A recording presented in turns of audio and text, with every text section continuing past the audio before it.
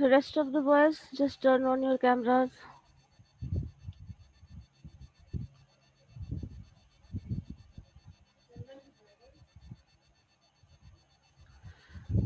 So हम लोगों ने लास्ट डे पढ़ा था who is Mohammad Ryan.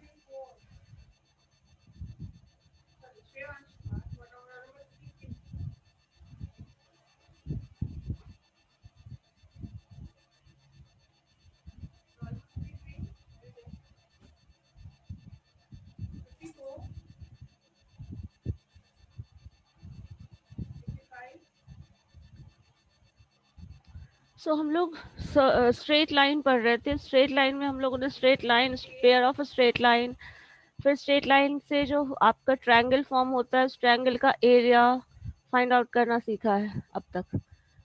So straight line में इससे ज़्यादा टॉपिक्स नहीं है. अगर आपको कोई कंफ्यूजन है तो पूछ सकते हैं. इसमें इंटरसेक्शन ऑफ लाइंस हम लोगों ने पढ़ा, एंगल बिटवीन टू लाइंस पढ़ लिया. तो ऑलमोस्ट जितने टॉपिक्स हैं वो हम लोगों ने कवर कर लिया है. सो इसके बाद जो नेक्स्ट टॉपिक है कोऑर्डिनेट ज्योमेट्री में वो है सर्कल. सो हम लोग सर्कल कर सकते हैं. ठीक है. सो अगर अब तक कोई प्रॉब्लम नहीं है देन बताइए. Just raise your hands and ask something if you want to ask.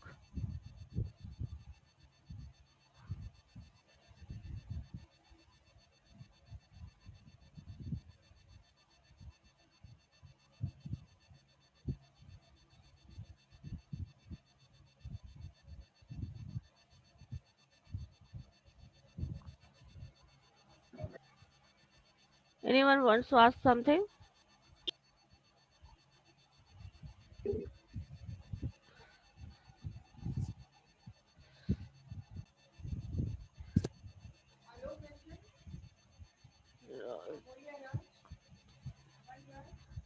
ठीक है. सो ये x1 y1 इसका पॉइंट है और दूसरा पॉइंट सपोज है आपका x2 y2.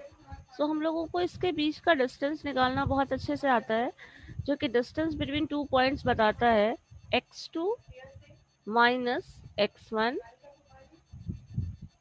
the square of this plus y2 minus y1 the square of this. तो ये जो टर्म है वो आपका देता है distance between two line. Suppose this is P, this is Q. So PQ का जो डिस्टेंस होगा ये टर्म ये आता है अंडर रूट दिस. अगर इसी चीज को आप स्क्वायर के टर्म में लें, जैसे मान लीजिए अगर PQ का वैल्यू हम कुछ ऐसा रख ले, जो वैल्यू आएगा वो x2 minus x1 square. That means हम लोग अंडर रूट नहीं डाल रहे हैं. दैट मीन्स सिंपली इसको बस ऐसा लिख दिया y2 माइनस y1. ये जो है वो डिस्टेंस बताता है दो पॉइंट्स का. लेकिन यहाँ पे थोड़ा सा कॉन्सेप्ट चेंज होता है. जस्ट लाइक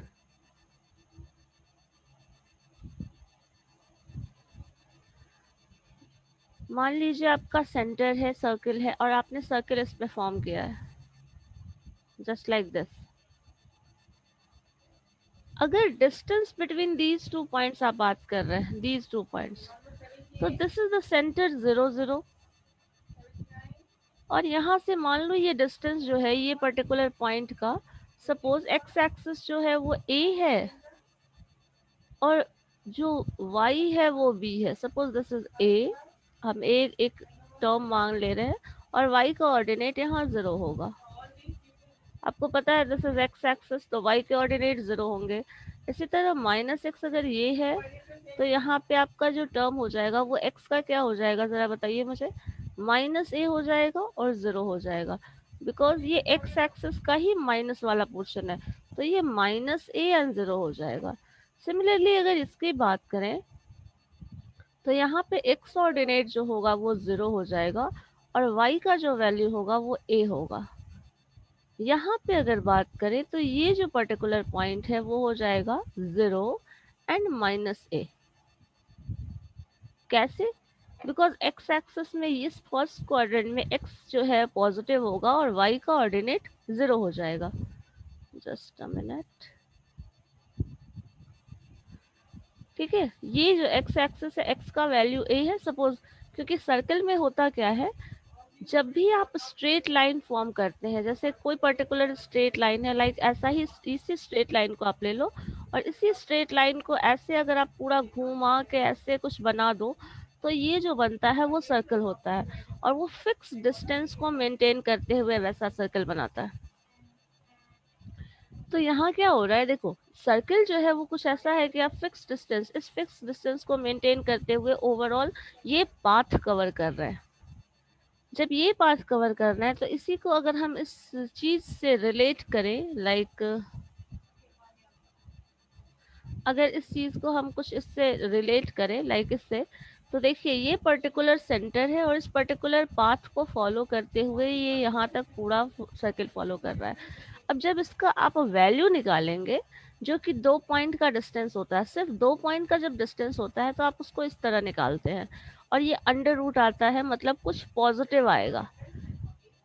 अगर इसी पाथ को हम सिर्फ पूरी तरह फॉलो करें, लाइक ऐसे ऐसे घूमते चले जाएं, सिर्फ 2 पॉइंट की बात नहीं करें, हर पर्टिकुलर पॉइंट, जैसे ये भी डिस्टेंस उतना ही होगा, ये भी डिस्टेंस हमारा उतना ही होगा, इधर बात करें तो वो डिस्टेंस भी हमारा उतना ही होगा, इक्वल डिस्टेंस को मेंटेन करते हुए ये जो वैल्यू है आपका रोटेशन कंप्लीट कर रहा है. और ये रोटेशन जो फॉर्मूला आपका डिस्टेंस का था एग्जैक्टली उसी फॉर्म में देता है, लेकिन यहाँ पे ये जो टर्म है वो स्क्वायर के टर्म में आ जाता है.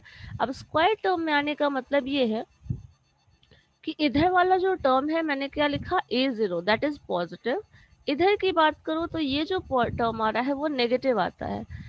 आप वाई एक्सिस के पॉजिटिव साइड में जाइएगा तो जो वैल्यू आएगा वो पॉजिटिव दिख रहा है और इधर जो आ रहा है वो नेगेटिव आ रहा है.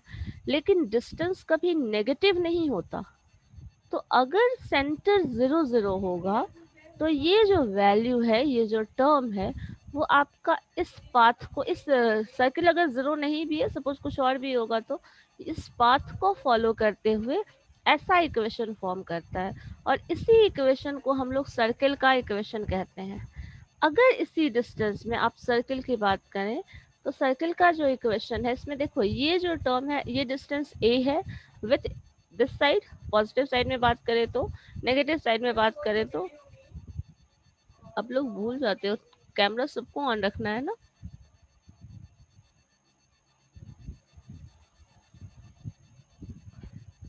ठीक है, तो ये जो डिस्टेंस है वो हमेशा a रहेगा, फिक्स डिस्टेंस. आइदर आप पॉजिटिव में ले रहे हो तो a0 ले रहे हो, नेगेटिव में ले रहे हो तब भी -a0 ले रहे हो, तो ये जो डिस्टेंस है वो मेंटेन हमेशा रहेगा, वाई एक्सिस के साथ भी और ये. अब जब भी ये डिस्टेंस की बात करें तो आप ये जो डिस्टेंस है दैट मीन्स इन दोनों पर्टिकुलर पॉइंट की का डिस्टेंस क्या है, a. अगर a को हम a स्क्वायर के टर्म में लिखें, तो a को अगर a स्क्वायर के टर्म में लिखेंगे तो यहाँ 0 से a ये जो डिस्टेंस है, आप इसने आपको ये वैल्यू पता है बिकॉज ये एक्स एक्सिस पे कोई पर्टिकुलर वैल्यू है, तो ये वैल्यू आपको पता है, दिस इज a. क्योंकि 0 से a तक आ रहा है तो ऑब्वियसली ये a वैल्यू है. अब डिस्टेंस देखो दिस पॉइंट से दिस पॉइंट का, अगर a से 0 घटा रहे हो x एक्सिस से, तो यहाँ से x एक्सिस से अगर हम 0 घटा रहे हैं दैट मीन्स आप लिख सकते हैं x माइनस a का डिस्टेंस क्या है, इस पर्टिकुलर पॉइंट का डिस्टेंस क्या है, 0, तो x माइनस 0 का होल स्क्वायर ये आ जाता है. इसी तरह y एक्सिस की बात करें तो y जो हमारा है वो y टर्म ले रहे हैं और y कहाँ से घटा रहे हैं, फिर सेंटर 0 से. तो ये जो स्क्वायर है ये टर्म आ जाता है.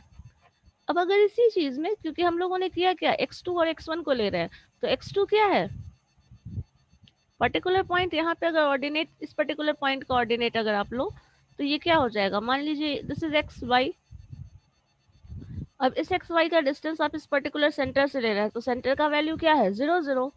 तो आप इसको घटा रहे हो, इस पर्टिकुलर x से 0 घटाया तो x माइनस 0 का होल स्क्वायर, y से 0 घटाया तो y माइनस 0 का होल स्क्वायर. और 0 घटाने का तो कोई खास मीनिंग है नहीं, अगर इसको लिख सकते हैं तो एक्स स्क्वायर और Y square and this is a square. So यही जो फॉर्म बनता है, this is the equation of circle. और ये डिस्टेंस फॉर्मूला से ही डिराइव हो कर आया है, इसी को इक्वेशन ऑफ सर्किल कहते हैं। बट ये इक्वेशन ऑफ सर्किल तब होगा जब सेंटर 0 0 हो। सेंटर 0 0 मीन्स ओरिजिन पे सर्किल बन रहा हो। अगर ये ओरिजिन पे सर्किल नहीं बनेगा तो इसका इक्वेशन चेंज हो जाएगा। ठीक है। सो अब मान लीजिए अगर कोई पर्टिकुलर क्वाड्रेंट आप ले रहे हैं, इस पर्टिकुलर क्वाड्रेंट में suppose this is the centre, और अगर सेंटर से हम ऐसे कुछ मूव करें लाइक ऐसा,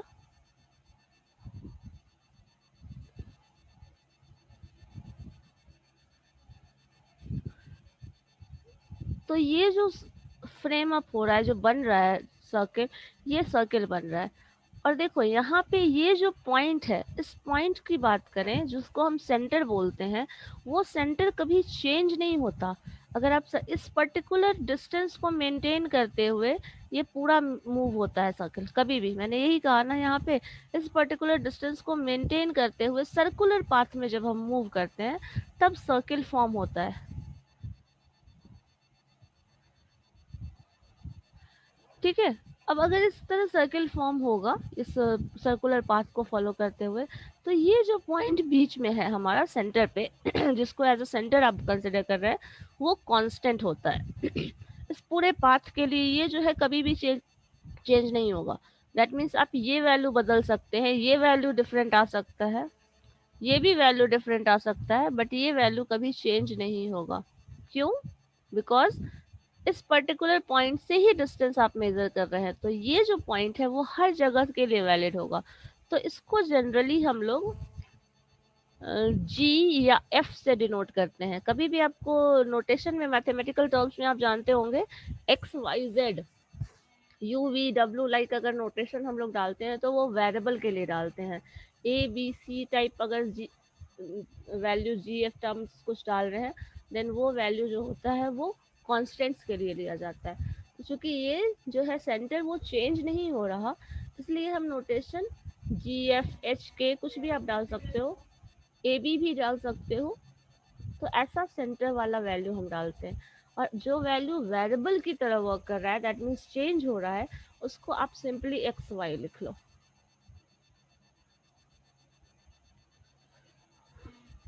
ठीक है। सो अब इसी चीज को हम इस डिस्टेंस फॉर्मूला पे, इस फॉर्मूला पे वैल्यू पुट कर देंगे अगर, तो रिजल्ट चेंज हो जाएगा। चेंज क्या होगा? आपने जो जीरो घटाया था उसकी जगह जी घटाओगे, और जो जीरो यहाँ वाई के लिए घटाया था वहाँ एफ घटाओगे। अब जो एक्सप्रेशन आएगा वो इक्वेशन आएगा सर्किल का इन जनरल फॉर्म। ये तभी वैलिड है जब सेंटर 0 0 हो, लेकिन जो फॉर्मूला दूसरी बार डिराइव करने वाले हैं वो फॉर्मूला सर्किल के हर सर्किल के लिए वैलिड है, विथ पर्टिकुलर पॉइंट, कुछ भी पर्टिकुलर पॉइंट होगा तो।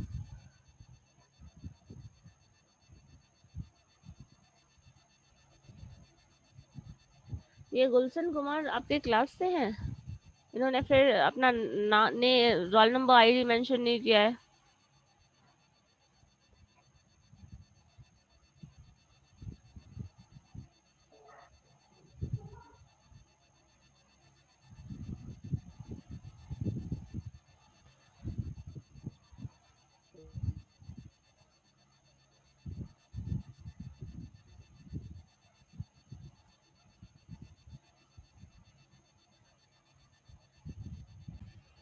ठीक है, फिर इसका दूसरा फॉर्म हम लोग देखें सर्किल का कैसे है।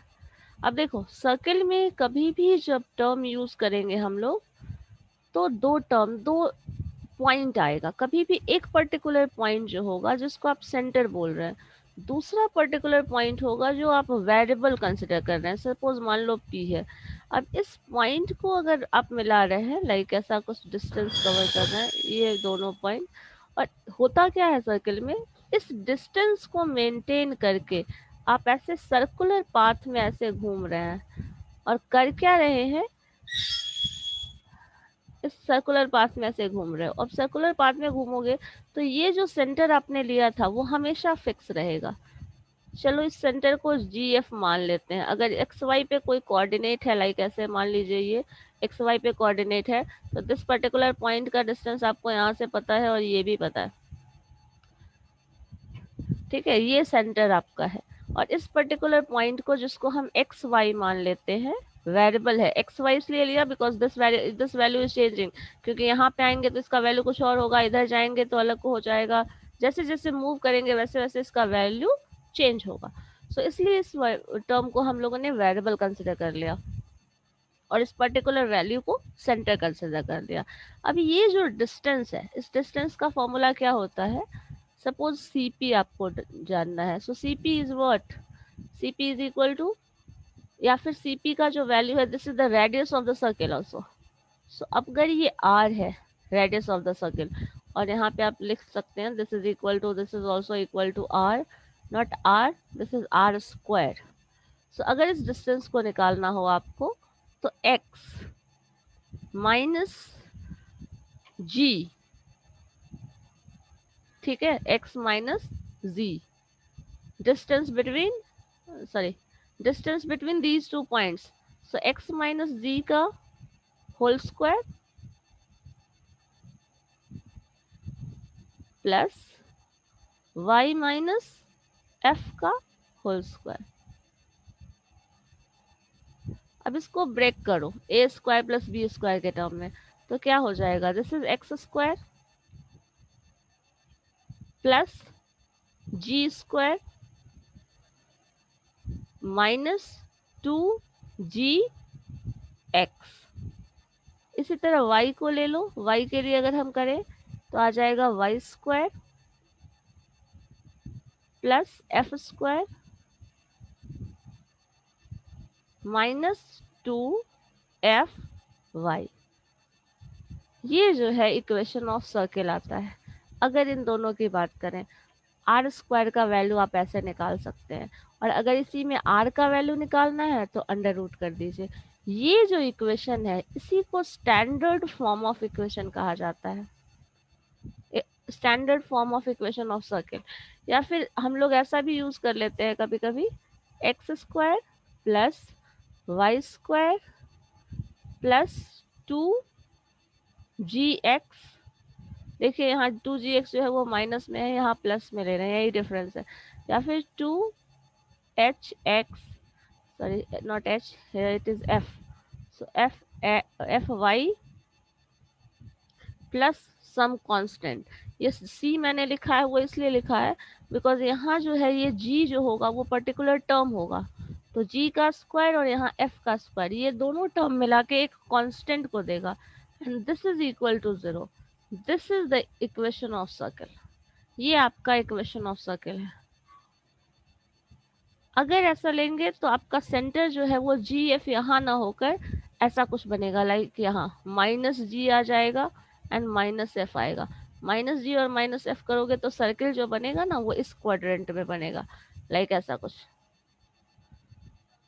और अगर जी पॉजिटिव जी और एफ होता है वो फर्स्ट क्वाड्रेंट में होता है, आपको पता है। सेकेंड में क्या हो जाएगा? एक्स नेगेटिव हो जाएगा, वाई पॉजिटिव हो जाएगा। थर्ड में क्या होता है? वाई भी नेगेटिव होता है और एक्स भी नेगेटिव होता है, तो ये टर्म यहाँ आ जाता है। अब आपको हो सकता है क्वेश्चन ऐसा हो कि दो पॉइंट है, suppose 2 and 1, and suppose 3 and 4 दूसरा पॉइंट है। सो दिस पर्टिकुलर पॉइंट, एक पर्टिकुलर पॉइंट मैंने P दिया, and suppose not P, suppose this is C and this point is P। मैंने बता दिया कि ये पॉइंट जो है वो सेंटर है और इस दूसरा जो पॉइंट है वो 3 4 है, वो वेरिएबल है।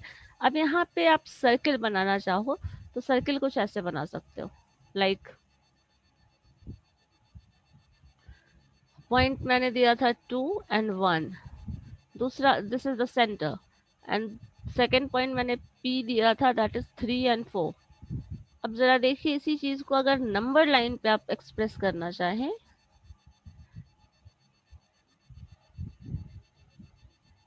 सो 2 and 1, सो 2 and 1 क्या हो सकता है? x का वैल्यू 2 है, दैट मीन्स मान लो यहाँ कहीं होगा, और y का वैल्यू 1 है, दैट मीन्स यहाँ कुछ, दिस इज द पॉइंट। और दूसरा पॉइंट बोल रहा है 3 4, सो x का वैल्यू जो आप ले रहे हैं वो 3 है, y का वैल्यू जो ले रहे हैं वो 4 है, दैट मीन्स यहाँ। That means this particular point. अब इस दोनों पॉइंट से एक सर्किल फॉर्म करना है जिसमें मेंशन्ड है दिस पॉइंट इज सेंटर। सो अगर आप लोकेट करेंगे तो सर्किल कुछ ऐसा बन जाएगा, बताओ। Yes ma'am. ये सर्किल बनाना मुश्किल नहीं है, लेकिन अगर इसी चीज में सपोज क्वेश्चन चेंज कर दे, इस पर्टिकुलर पॉइंट को सेंटर बना दे और इस पॉइंट को वेरिएबल बना दे, अब देखो सर्किल जो बनेगा वो कुछ ऐसा बन जाएगा। इस पर्टिकुलर पॉइंट को आप सेंटर ले रहे हो जो उधर आया है, दैट मीन्स ऐसा कुछ सर्किल बनेगा, लाइक जस्ट अ मिनट, ऐसा कुछ सर्किल बनेगा। सो आपको मेंशन्ड होगा, अगर ये सेंटर ले रहे हैं तो वैल्यू सर्किल का कुछ और आएगा, ये सेंटर ले रहे हैं तो सर्किल कुछ और फॉर्म होगा कभी भी। तो आपको अगर दो पॉइंट दिया हो, जब तक ये मेंशन्ड ना हो कि सेंटर कौन सा है, तब तक आप सर्किल नहीं बना सकते। और अगर सर्किल अगर ऐसे केस में बनाते हैं तो फिर आपको दो सर्किल बनाना होगा, एक इस पर्टिकुलर पॉइंट को एज अ सेंटर कंसिडर करके बनाना होगा, दूसरे में दिस पर्टिकुलर पॉइंट को centre consider as a centre consider करके बनाना होगा। इन दैट केस आप सर्किल दो बनाएंगे, लेकिन अगर मेंशन्ड होता है तो आप सर्किल बना सकते हैं, ठीक है। और मान लो इसमें सेकंड वाले सर्किल को हम हटा देते हैं, ये सर्किल है हमारा, ये जो डिस्टेंस है, अब मुझे इस सर्किल का रेडियस कोई निकाल के बता सकता है? रेडियस का फॉर्मूला हम लोगों ने पढ़ा था, R square is equal to जो वेरिएबल है, दैट मीन्स दिस पॉइंट 3 4, आप इसको रखे हो, और ये जो पॉइंट है 2 1 वो सेंटर है। सो अगर आप इसका कैलकुलेशन कर रहे हैं तो ये कैलकुलेशन करने के बाद जो वैल्यू आएगा, that means this point minus this point, तो x के ऑर्डिनेट्स में से x का ऑर्डिनेट घटाओ, सो 3 minus 2 the square of this, क्या कर रहे हैं, इस पॉइंट से सेंटर वाले पोर्शन को घटा रहे हैं, so 3 minus 2 plus 4 minus 1 the square of this. अब चलो इसका सॉल्यूशन निकालोगे, दिस इज 1 का स्क्वायर प्लस,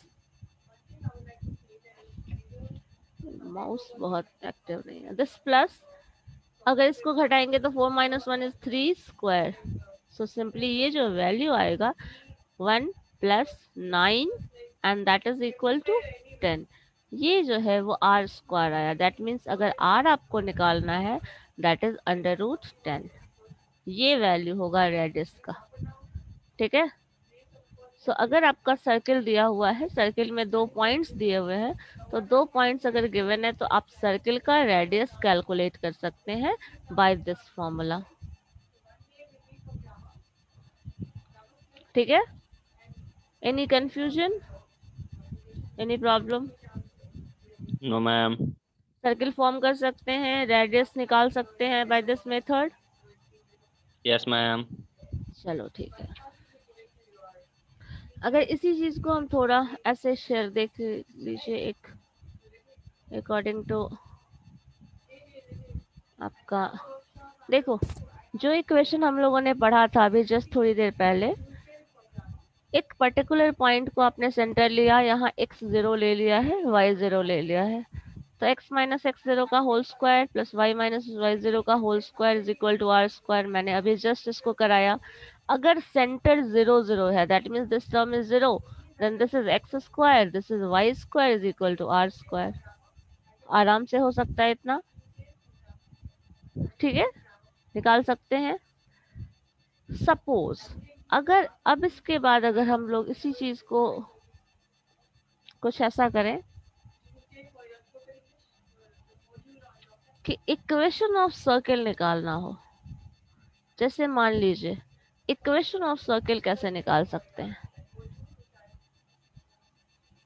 अगर इसी में हम लोग और ज्यादा इसको एक्सटेंड करें, तो आपको सपोज इक्वेशन ऑफ सर्किल निकालना है।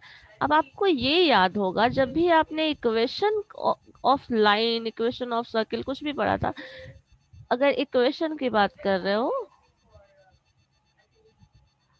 अगर इक्वेशन की बात कर रहे हो तो उसमें एक्स और वाई कंटेंट हमेशा रहेगा, कभी भी। लाइन ऑफ इक्वेशन हम लोग पढ़े हैं, इक्वेशन का सॉरी लाइन का इक्वेशन पढ़े थे। तो एक्स वाई टर्म हमेशा होता था, जिसका जनरल फॉर्म जो हम लोग इंटरसेप्ट वाला लेते थे, y is equal to M X plus C. इसमें सब कुछ पता होता था हम लोगों को, लेकिन y और x का वैल्यू पता नहीं होता था। एग्जैक्टली सर्किल का इक्वेशन निकालना है तो वैसा ही टर्म होगा। अब मान लीजिए इक्वेशन का सर्किल सॉरी सर्किल का इक्वेशन निकालना है। सपोज एक पर्टिकुलर पॉइंट हम ले लेते हैं, अबाउट 2 and 1। इस पॉइंट के अबाउट आप सर्किल का इक्वेशन निकालो। तो ये जब भी निकालोगे तो x minus 2 the square of this plus sign y minus 1 the square of this is equal to R square. आप ऐसे सॉल्व करोगे कभी भी। अब इसको ब्रेक करो, तो this is equal to X square plus Y square means 4 plus 2ab minus 2ab। So minus 2ab अगर करेंगे तो 2 4 into X, so this is 4x plus sine Y square, इसको ब्रेक करो a plus a minus b का whole square पे, so Y square plus 1 square that means 1 and 2ab, so 2y minus 2y। This is equal to what, are square. Suppose are given नहीं है, ठीक है, तो ये term आ जाएगा। अब अगर इसको इक्वेशन के फॉर्म में लिखोगे तो ऐसे लिख सकते हो X square plus Y square minus 4x minus 2y,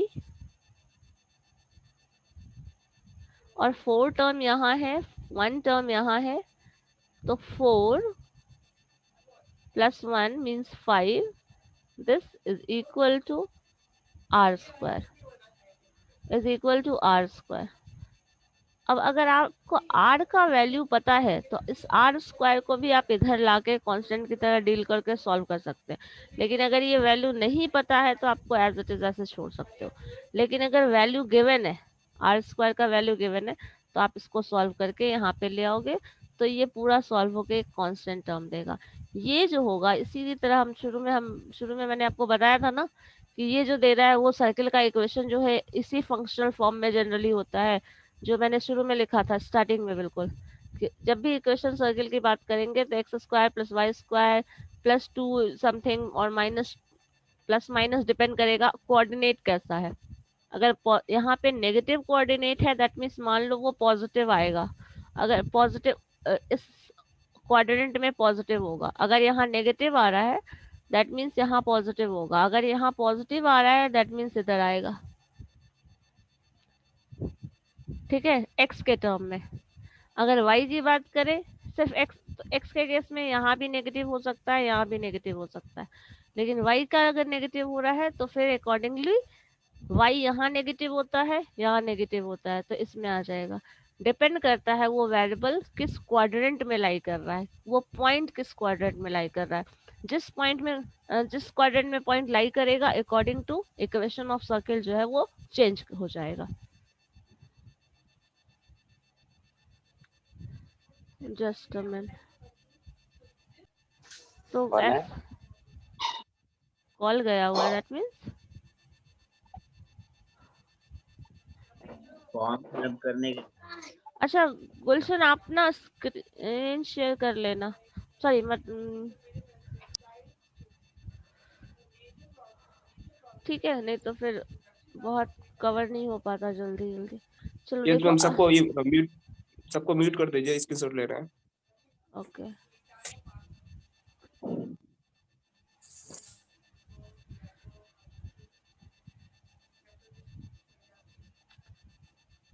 सो हम लोगों ने